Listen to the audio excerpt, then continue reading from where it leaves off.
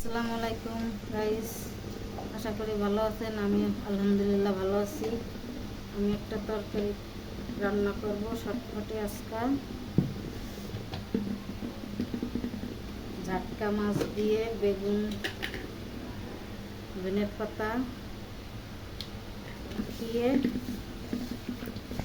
এমনভাবে মাখাবো যাতে অর্ধেক রান্না হয়ে যায় হাতেই আর অর্ধেক হবে চুলায়। তো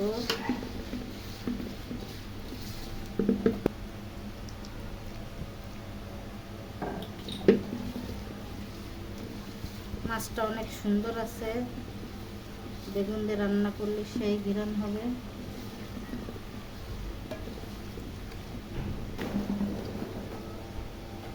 শর্টকাটের রান্না বেগুন দিয়ে মাখাইয়ে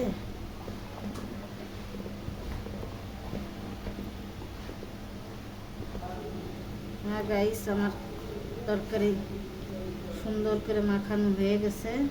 এখন আমি চুলায় উঠাই দেব।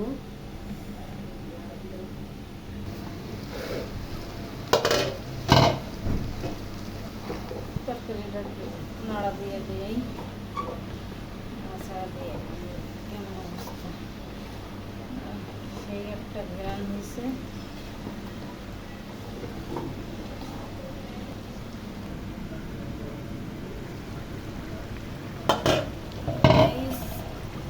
আমার তরকারি হয়ে গেছে।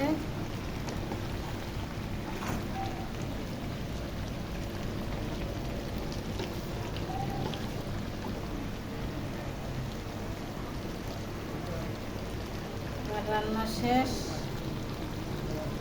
আল্লাহ হাফেজ।